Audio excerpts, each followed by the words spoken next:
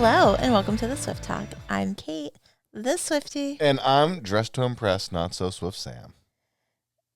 Dressed to impress. Yeah, that is an outfit today, Sammy. Comfort, baby. Comfort Hey. Eagle. Having that piece of cake and eating it too. Living Comfort Eagle. It's like a Mexican jumper. I used to have them when I was back in high school. The jug rug? Yeah, they all wore them. Okay. Anyway, speaking of outfits, Taylor's outfits have everybody buzzing.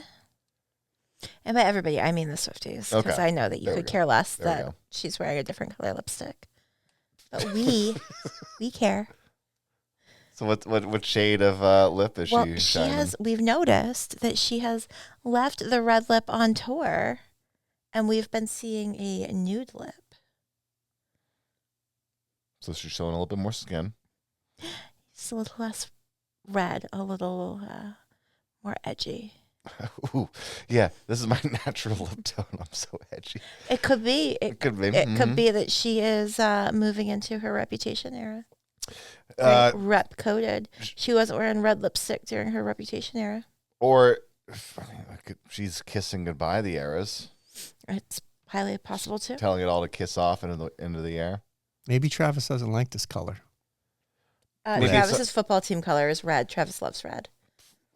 Travis is a simple man. It was 1 year ago last week that Taylor made her NFL debut at Arrowhead Stadium. We've been in it for a year. Happy anniversary, Ted. Been in it for a year. Mm-hmm. Good for them. Yeah. Time flies when you're in love, huh? I know, they're so cute. Although NFL fans are very upset with Taylor. They think that she is distracting, and that is why he is not playing as well this season.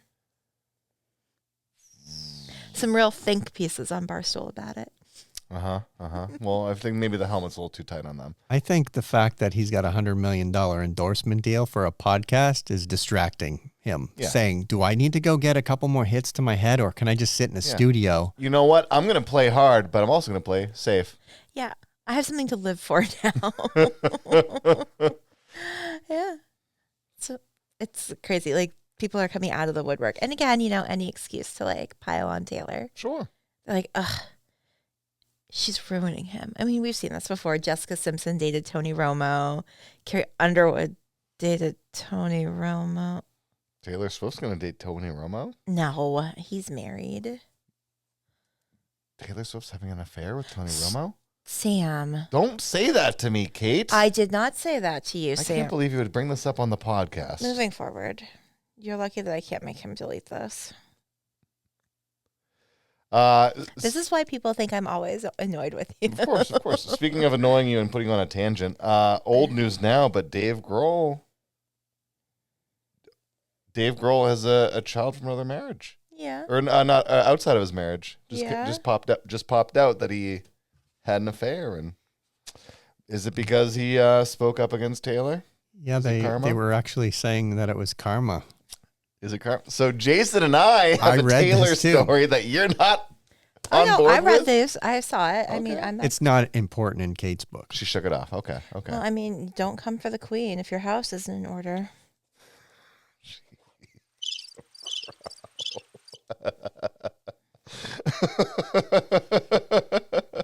Sam, why are we even here? I don't know, man. This is I ask myself welcome that to a this lot. Talk where Kate tries to not get distracted by two jerks who are just sitting here smiling like idiots. It's a Swift Talk with Kate between two ferns. Jack Antonoff made an Instagram post, and Taylor had a little cameo in it.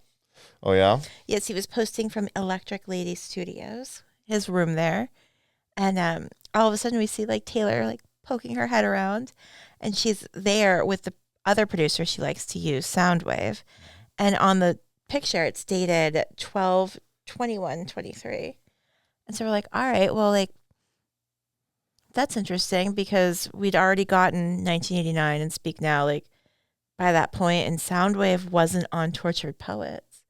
So what were they doing in the studio together? what were they doing, Kate? New album, rep re-record. Who could say? Who could say? Just a little, Jack Antonoff likes to feed the Swifties. Mm-hmm. He likes to give us little context clues. Yeah, but I'm not going to say, in this metaphor only, let's say all of you Swifties are birds, are ducks. The nice little ducks in this beautiful pond, this pristine Taylor Swift pond, and here he comes, and he's feeding you all breadcrumbs, which will give you no nutrients and kill you. You're waiting for the big loaf of reputation to come, and he's like, here's the little crumbs. You don't need anything else. We're also, well, no, because we're fully in on the 2-1-2-1 theory. You probably have said this to me, and I think it went. I have. So if you look two albums, one we record, 2 albums, one we record. No, 2 re-records, 1 new album. 2 re-records, 1 new album. Mm-hmm. And Taylor likes patterns. That's what he said, but backwards. Yeah. We just reversed it. It's Sam. You gotta go with the flow. The first time I learned one of my songs, it was supposed to be G, D, E minor, C, and I did it G, C, E minor, D, and played the whole song 3 weeks doing it, and the guy's teaching me, like, that's you played that backwards. Why did you do that? I mean, it sounded different. Good job. That's just my brain, baby. I get it. So, we think that we'll probably get Reputation in like January of 25 because 24 is the year of the Tortured Poet. Yep. And 25 will be a reputable year. Yeah. She'll just give us the last 2, and then maybe 26, a whole new album. A new fantastic and maybe a tour. tour. So we'll get 2 re-records. We'll get Rap We have 2 left, Rap and Debut. Is it in the Farmer's Almanac? Yes. I feel like Ben Franklin did predict this. Or on the Chinese calendar, like every year. It's going to be the new era of whatever, of Taylor. Did they get it wrong in Machu Picchu with the calendar when it was, this is when the world will end? It was just like, oh, no, that's the next Taylor album. This is when Taylor will take over is what it meant. Yeah.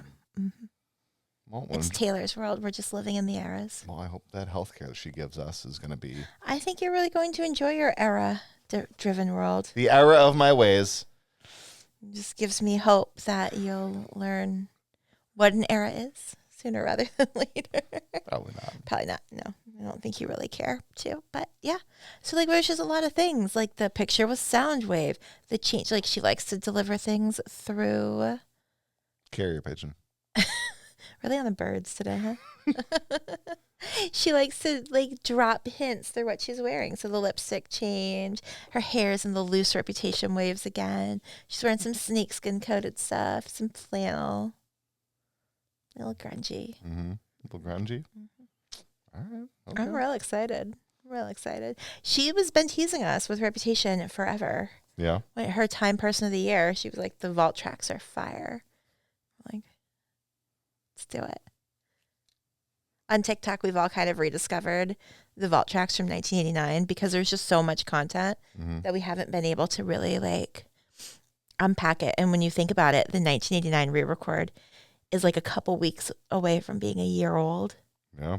And we're all like, did we sleep on some of these songs? Like, we got to get back. Yeah, man, you guys got to get back and shake it off. That song's going to be #1 on the charts. You got to get it back up there. Yeah. Yeah. That's a choice. But, there's so many, it's fatiguing almost. And I'm still not fully through Tortured Poet. So I'm kind of I don't know, Taylor. I really want to hear Reputation and I want to be able to listen to it again. But I'm still holding on to Tortured Poets. It's 30 songs. It's a lot. Yeah. It's a lot. United Airlines came out talking about Taylor Swift. Sorry, that flew by my head. Taylor's Eras Tour for the North America Round 2 is responsible for a 25% uptick in flight demands. Bookings to cities where Taylor is playing this fall and winter are 70% full already. Normally they'd be 50% full. Hotels in the area are full. The one-woman economic machine, Taylor Allison Swift. Takeonomics. Taynomics. Literally taken off with all this. I said last week, they're going to be teaching about her in business school. When they talk about moguls, it's going to be Taylor. Because what's next? Her own record company? I don't think it'll be a record company. You don't? No, I think it'll be something larger than that. I think she will do a corporation that has the offshoots it'll be Taylor's record company, but what she's really doing is building the product that owns the product that owns the product. She's learned so much about what it means to own and be able to get that money back. So under Taylor, it'd be like Taylor Corp and then record,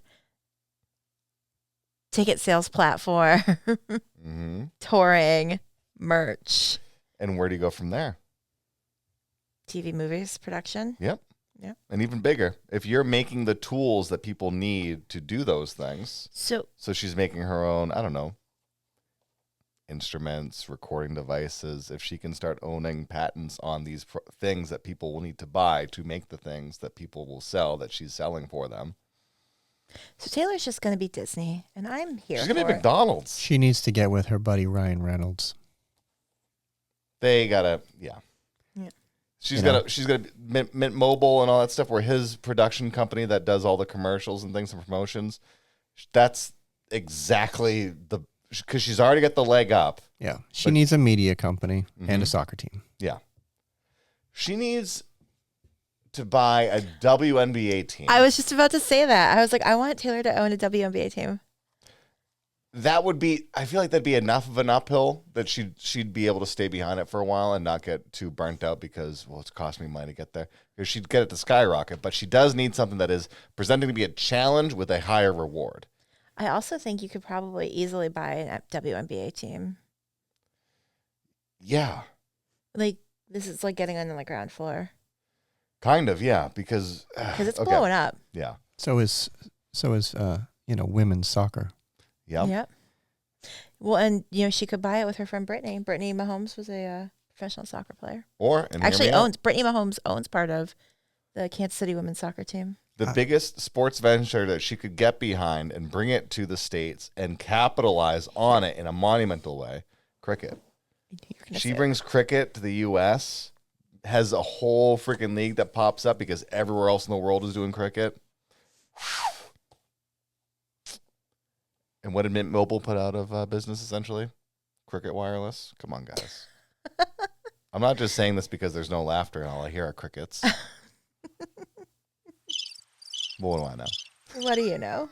Who could say? Who could say? Well, on that note, Taylor, if you do start a podcast network and you're looking for a couple flagship podcasts, we're here. And we are not $100 million a year. Only Kait is. Just some coffee for Sam and we'll be good. Yeah, just let me out of my cage. Let this dog roll around for a little bit in the mud.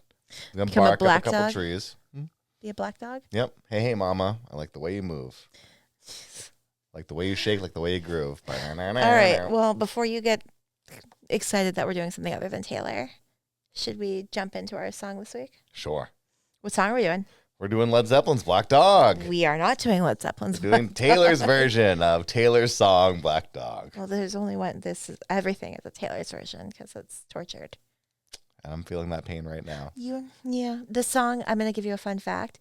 The original name of this song was Old Habits Die Screaming. So just keep that in mind while we're listening to it. Is that about like nuns fighting each other? Okay, never mind. Wrong, same church, different pew. Did we put espresso in the coffee today? It's the donut, huh? It's the donut. All right, well, we're going to hit pause. You hit pause, and we're going to listen to The Black Dog off Tortured Poets. We'll be right back. Sam. Yes, Kait?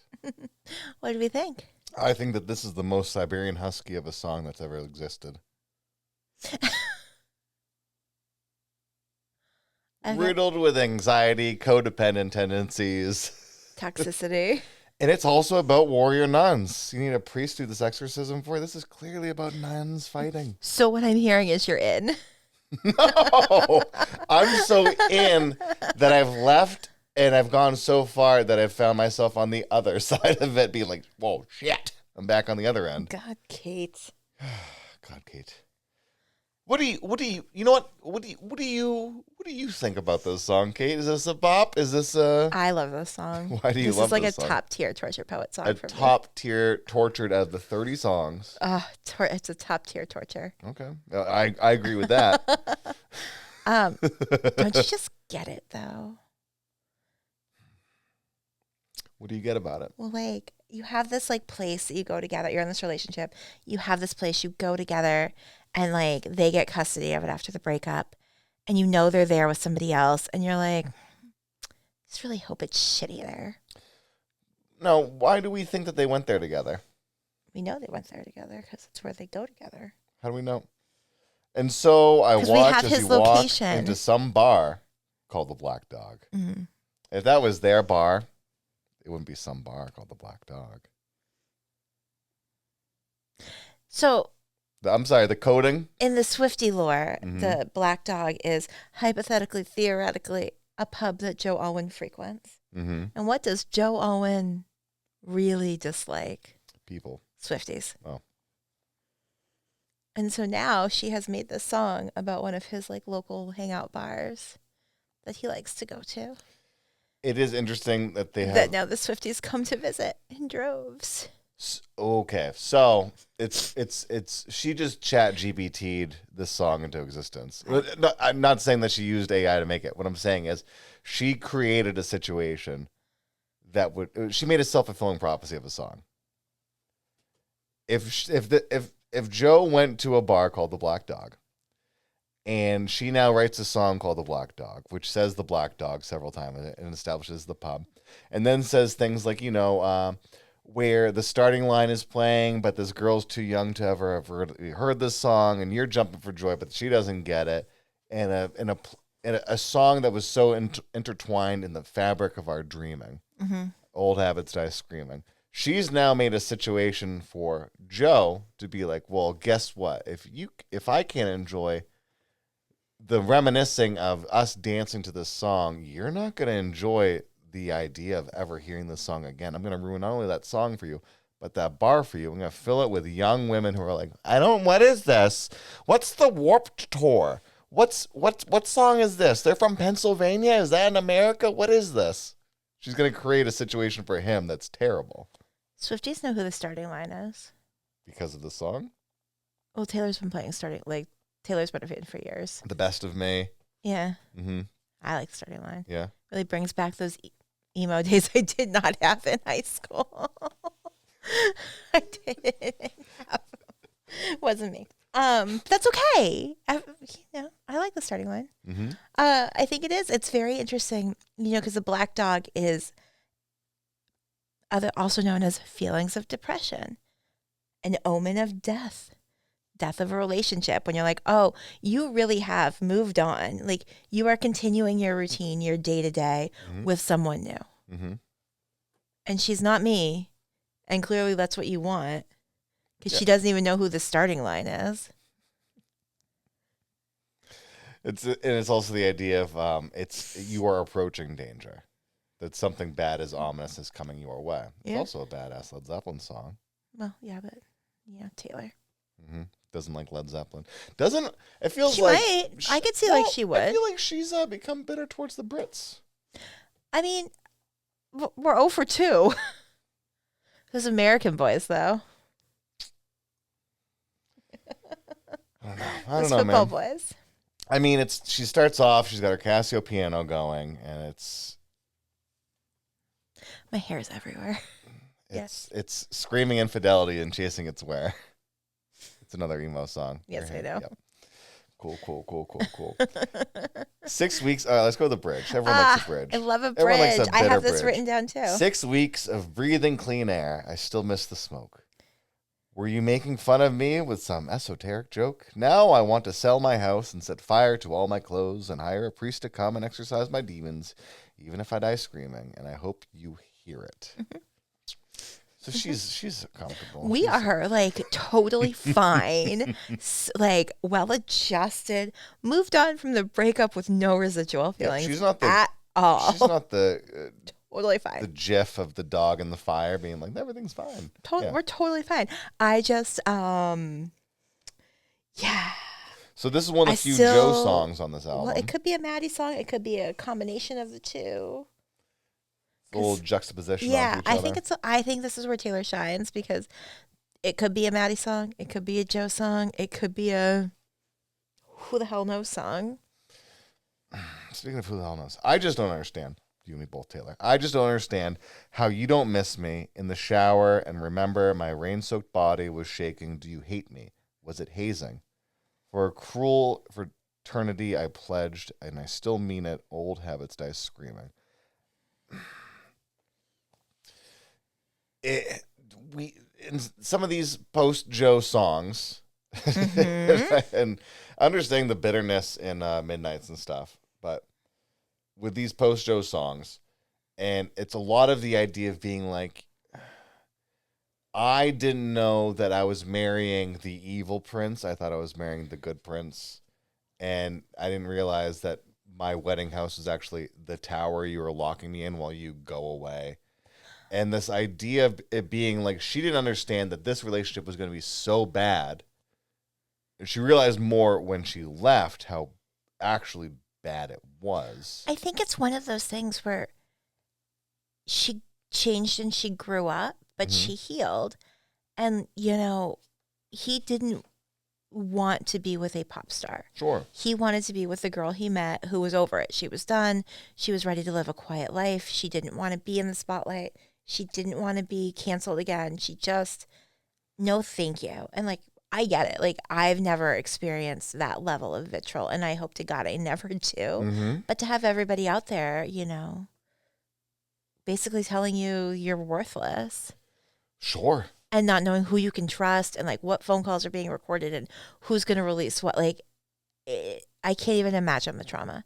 So you meet this person, you meet this guy, and you're like, okay, let's live a quiet life in the country, and you do your artsy thing and I'll play music, and it'll be this nice little everything I ever wanted adult life. And that's great until it's not. And then she's like, well, I made these albums, my fans want to see a tour. And he's like, well, I don't want any part of it. And she gets on stage at the Eras tour and she's like, oh yeah, I'm a pop star. So Taylor finding herself and obviously, growing again, learning oh, I should be doing this thing that I love doing. Yeah. And unfortunately, the other thing that I love doing, which is telling me I shouldn't be doing this, maybe that's the wrong thing, or at least it's not right for me anymore. And I'm not saying wish that upon anybody, but it sucks, but that's a good thing. Yeah, you grow through it. But this post Joe, we did this song a while ago. I feel like it's cottagecore, maybe it was Midnights, and it's allusions to the British poet, the female British poet and storyteller, and in the cabin, the rock house on the cliff, and the fire in the hearth. Was it So Long London? I don't think it was So Long London, but it was Is it about Emily Dickinson? Emily Dickinson one? Yeah. Ivy. And it was talking about the fire in the hearth a little bit, the fireplace in the home. And this is again fire, and it's kind of idea of she wants to self-emulate. The photo of the priest during Vietnam who sets himself on fire. Except she wants to do that at someone's doorstep, screaming their name, and literally burn that image into their mind of being like, you made me do this. Well, and this is kind of why I think it's a little bit about Maddie Healy as well, because that relationship was so quick and so heady and so sure whirlwind, and you get in it and you're like, it's never been right. The timing's never been right. The situation's never been right, and now it's right, and now we can be together, and I'm in it, and I don't care if Reddit hates you, and I don't care if my fans are like, this is what we're going for. I'm here, and now you're not. Yeah, I was choosing this. And for the first time, I am putting myself first and throwing every caution to the wayside. I'm in it. I'm in it with you. And you've left me for this girl who doesn't even know who the starting line is. Old habits are dying screaming. Well, yeah. But then you get to the end, and she whispers it. Taylor. Just the simple line of 6 weeks of clean air and I miss the smoke. That could be as easy as the image of you've left the city to the peace of the countryside. But it's also a callback to Clean, where it's 10 months sober. I can admit. Well, the idea of the addiction. You know, you miss the smoke. She's addicted to these relationships. She's addicted to the love bombing. Even if it was slowly damaging to you over time. I mean, you this see was that not eroding even away. slowly. This was if this is about Maddie Healy, it is very much Oh, yeah. combustible. It's like driving off a cliff. Mm-hmm. You know what's gonna happen. I think now that having said that, we got to go back to the first verse. Okay, let me get my. I'm sure this will be fun for me. Oh, yeah. I am someone who, until recent events, you shared your secrets with and your location. You forgot to turn it off, and so I watch as you walk into some bar called the Black Dog. I have your location. And pierce new holes in my heart. You forget to turn it off, and it hits me. I just don't understand. How you don't miss me in the Black Dog. Okay, so That would be like if we broke up mm-hmm. and you went to TJ's with a new podcast partner. Mm-hmm. This is where And I start have the your last one. location. I'm starting to, sure, yeah. And the first time you knew about it, I was going camping in my friend's backyard in Rochester, and everyone got worried about the smiley face killer because you're like, "Where are you? Where are you? You haven't picked up your phone. Where are you? Why are you in Rochester? What's going on?" I get it. I feel like so. Here's the thing: Honestly, though, you want to know why you have to share your location with me? so you know when I'm outside your door to pick you up. Yeah, I like to know how much time I have before you're going to show up at my house. Yeah, I get it. All right, is he parked around the corner? Is he coming down from? Yeah, I was like, where is he? Yeah. Okay. I got 10 minutes. So when it comes to this, it's that idea of it being like, this can be therapeutic, but it's really not therapeutic, these songs. I think they were probably very therapeutic to write. They're very therapeutic to scream in the shower. Sure. But it's not real therapy, but it is therapeutic. I mean, you say therapy, we say Taylor Swift. It's important to me as somebody who goes to therapy that you understand that therapy is different than therapeutic. It's topical ointment versus an IV of actual health juice to keep you alive. The idea of it being with these, we live now in a time where it's so easy to not just be like, it used to be, you could just be reminiscent about your broken heart and feel bad and like maybe go to the places that bring up the nice memory, even if it's going to be a little bittersweet and hurtful. And now it's I can literally find out that person at any given time because they forgot to change the app on their phone. I know exactly where they are and what they're doing, and my speculations now add and contribute even more. And the idea of it being like at any moment I could have said, you know what I don't have to do with my phone is look at it, but because it's in your hand, you need to look at it. Now you have to know what's going on. I love She's literally torturing herself. It's not someone torturing her, it's her torturing herself. Yes. I love that she also has people's locations. And I was like, what are you doing She's today? just like us. I know she is. I just relate so much more every album. Every album. I'm like, Taylor girl. I feel that. I also live like 5 doors down from the Black Dog. So every day when I pass it, I'm like, old habits die screaming.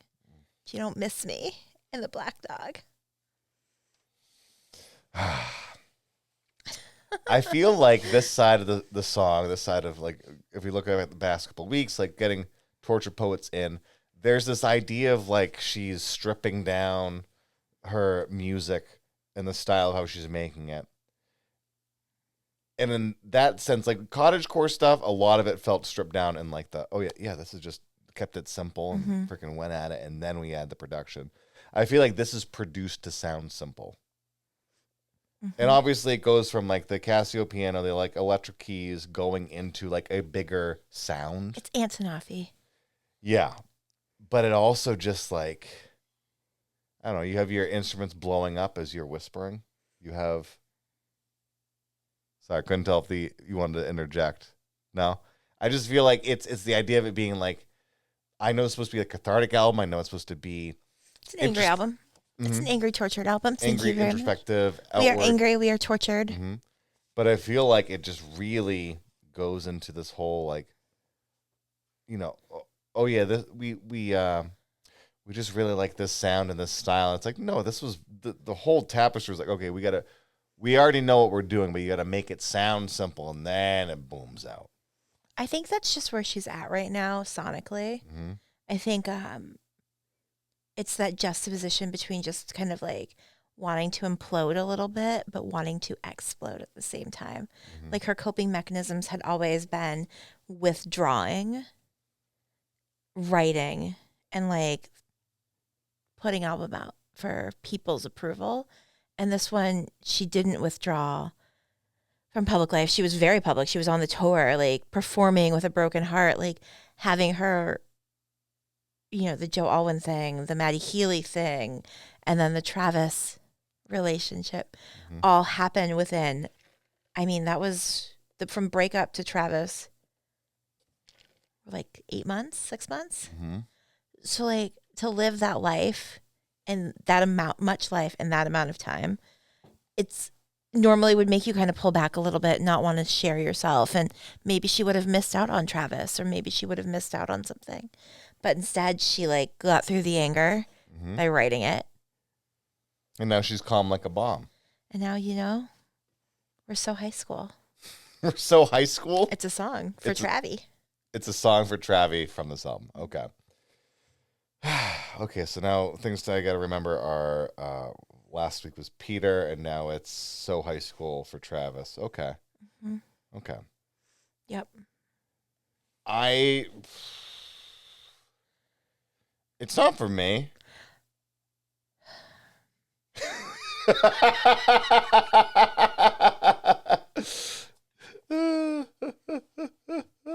Jason? No kidding. No kidding.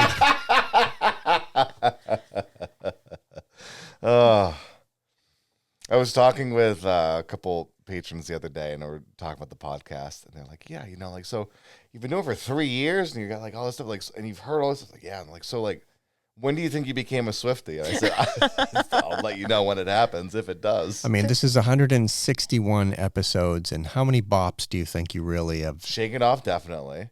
I mean, You our liked- song's really good. The one. You liked New Romantics. Yeah, I like New Romantics. I feel like I got to revisit it. Okay, so less than 10 out of Less than 10. 160. Yeah. Yeah. So that's not I would say not a good percentage. I'm not even at half an album of Taylor Swift, especially with the size of all these releases.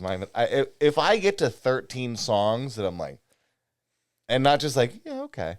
Like, I'll give like 3 filler songs because it's an album. If there's 10 songs that I'm like, yes, then that we'll consider that a fandom. But I'm not there. Jason, how many songs do you think you would call? I haven't been really asked if this is a bop or not that many times, and I honestly would say less than 5.